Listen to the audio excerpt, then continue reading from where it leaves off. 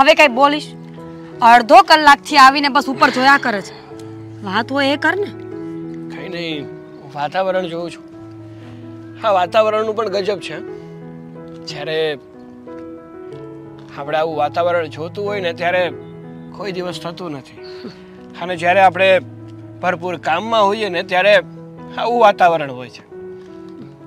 ઈશ્વર પણ સ્કીમ આપે આપણને જીવ લલચાવવાની. માણસ કામ કરતા કરતા વાતાવરણમાં ખોવાઈ જાય, અને જ્યારે ખોવાઈ જવાનું હોય ને ત્યારે બિચારો કામ કરતો હોય. મારી સાથે પણ એવું જ કંઈ થઈ રહ્યું છે. પૂછીશ નહીં કેમ? સાગર, વાતને ગોળ ગોળ નહીં ઘુમાડ.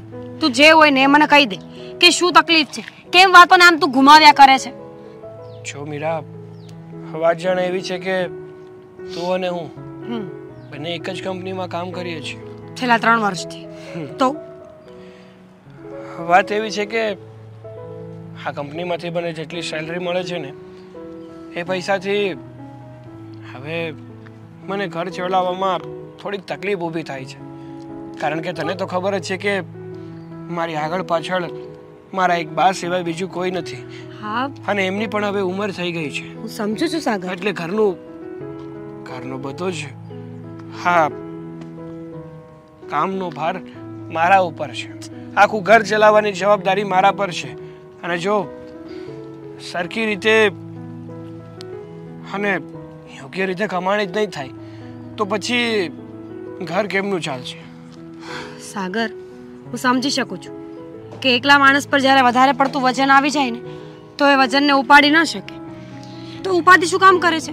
હું છું ને, મારી સેલેરી હું તને આપી દઈશ. એક સેલેરીમાં ઘર ચલાવજે અને બીજી સેલેરીમાં તારા મમ્મીની દવા દારૂ કરાવજે. શું વાત કરે છે તું? અરે તું પણ આખો મહિનો મહેનત કરે છે. શું કામ? તારા ઘરે થોડા પૈસા આપી શકે, તારી જરૂરિયાતો પૂરી કરી શકે એ માટે. અને તું તારી સેલરી મને આપી દઈશ. મારા ઘરે છે ભાઈ છે, પપ્પા છે, બધા જ છે. એ લોકો હેન્ડલ કરી લેશે. પણ તારે ત્યાં કોઈ નથી. તારે ત્યાં તું ફક્ત એકલો છે, કમાવા વાળો અને વાપરવા વાળો પણ. એટલે હું તને હેલ્પ કરીશ, ડોન્ટ વરી. ના મીરા, એવું નથી. પણ વાત એવી છે કે હવે મારે કોઈ બીજી કંપની જોઈન્ટ કરવી જોઈએ, જેથી કરીને મને આ જે સેલરી મળે છે એના કરતાં વધારે સેલરી મળે અને મારું ઘર સારી રીતે ચાલી શકે. ઓકે ફાઇન, એમાં પણ કોઈ પ્રોબ્લેમ નથી. આપણે બંને આ કંપની છોડી દઈશું, બીજી જગ્યાએ જશું જ્યાં આપણે સાથે જ રહીશું હર હંમેશા માટે. અને રહી વાત આ સેલરીની, તો મને ભલે ઓછી મળે પણ તને સારી સેલરી મળશે ને તો પણ હું કોમ્પ્રોમાઇઝ કરી લઈશ. એવું ના હોય મીરા. તને ખબર છે કે હું જે કંપનીમાં જોઈનિંગ કરીશ એ કંપનીમાં એક જ ફેકલ્ટીમાં બે જગ્યા ખાલી હશે. આપણને બંનેને નોકરી મળશે જ, એની કોઈ ગેરંટી તો છે નહીં ને. તો શું કરવાનું સાગર? તું જ મને કહેતો. તારી સાથે રહેવા માટે હું બધું એડજસ્ટમેન્ટ કરવા માટે તૈયાર તો છું. હવે બીજું હું શું કરું? તારે મારી સાથે જ રહેવું છે ને, તો એક કામ કર ને. શું? મારી સાથે લગ્ન કરી લે. લગ્ન કરવામાં મને કોઈ વાંધો નથી, પણ એવી રીતે ઇન્સ્ટન્ટ તો બધું નહીં થાય ને. જો લગ્ન કરવા માટે મારે ઘરે પણ વાત કરવી પડશે. મારા મમ્મી પપ્પા હા પાડશે પછી હું તને લગ્નની હા પાડીશ. અને તને પણ ખબર છે કે મને કોઈ કામ નથી આવડતું. પછી કાલ સવારે એવું ના કહેતો કે કઈ કામ નથી આવડતું ને આવી ગઈ છે લગ્ન કરીને. એ જ તો પ્રોબ્લેમ છે યાર. શું?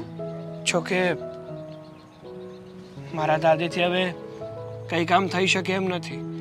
અને મારા દાદીની જ એક માંગણી છે, એક શરત છે, જે હોય તે તું સમજી શકે.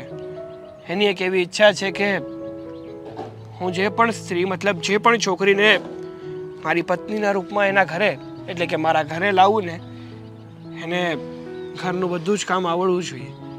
રસોઈ પણ આવડવી જોઈએ અને ઘરને સાચવતા પણ આવડવું જોઈએ. જોકે તને રસોઈ પણ નથી આવડતી અને ઘરથી વધારે તું બિઝનેસ વધારે સારી મતલબ તારી નોકરી વધારે સારી રીતે સંભાળી શકે છે પણ ઘર નહીં. સમજી ગઈ.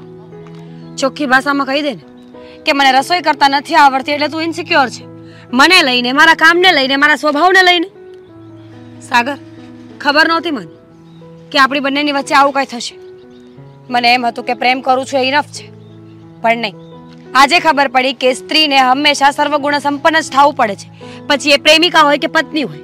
ઇનસિક્યોરની વાત નથી, પણ તું સમજ ને, હું તને પ્રેમ ઓછો નથી કરતો, અને તારી સિવાય બીજા કોઈની હું સપનામાં પણ ઈચ્છા ધરાવી શકતો નથી. મને મારી પત્નીના રૂપમાં તું જ જોઈએ છે, પણ મારા માટે થોડી મહેનત કરને.